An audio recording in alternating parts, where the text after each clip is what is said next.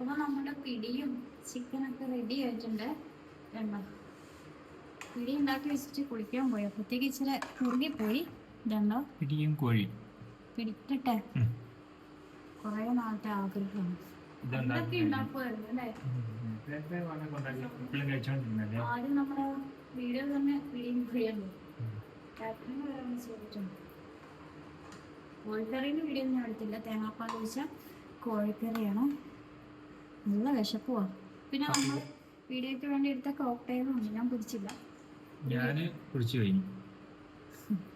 നല്ല ടേസ്റ്റ് ഉണ്ടല്ലേ അത് കുടിക്കാൻ. അതിന് അനാറും കൂടെ വേണം.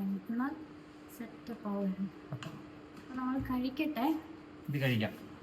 പിടീൻ്റെ മുകളിലോട്ട് ചാള ഒന്ന് കഴിക്കണം. നീ ഒട്ടി ഒട്ടി ഇരിക്കുന്ന പിടി ഇഷ്ടമില്ല. ഇടകാര്യത്തിലാണ് കൊള്ളാമോ? പിന്നത്തെ അത്താഴും പിടിയും കോഴിയും അടിപൊളി. വേണ്ട സൂപ്പർ.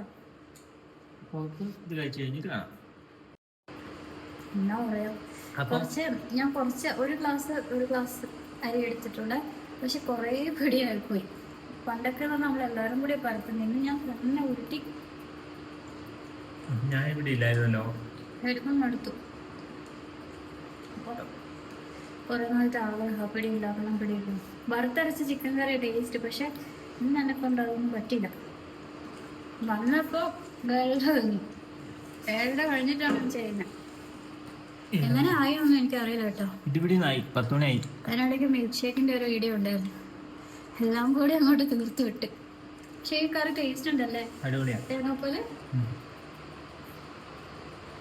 കോഴി ഇൻസ്റ്റന്റ് ഉണ്ടാകുന്നുണ്ടായിരുന്നു. ഉണ്ടാവണ്ട പൊട്ടിട്ടൊന്നുമില്ല. ഇൻസ്റ്റന്റ്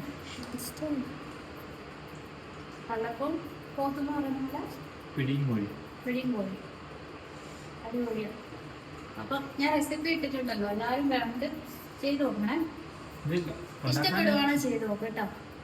ഉണ്ടാക്കാൻ എളുപ്പമൊന്നുമല്ല. കഴിക്കാൻ ടേസ്റ്റാ. ഉണ്ടാക്കാൻ എളുപ്പമാണോ ഉണ്ട വരച്ച് കുറച്ച് ആൾക്കാരുണ്ട്. നമ്മൾ തന്നെ വരക്കുമ്പോഴത്തേക്കില്ലേ കുറെ സമയം.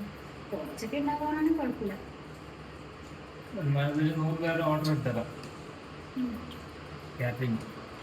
എല്ലാവരോടും പറഞ്ഞു പിടിയും കോഴിയുള്ള കാറ്ററിംഗ് ആണ്. സൂപ്പറാണ്. ചെറിയ ടേസ്റ്റ്. നമ്മളെ ആസ്വദിച്ച് കഴിച്ചിട്ടോ. എന്റെ തീരാനായി കേട്ടോ. വീഡിയോ ആയിട്ട് കാണാം. ഞാൻ അടുത്ത എന്തെങ്കിലും റെസിപ്പി നോക്കട്ടെ. പഴയത് തപ്പിച്ച് വരാം.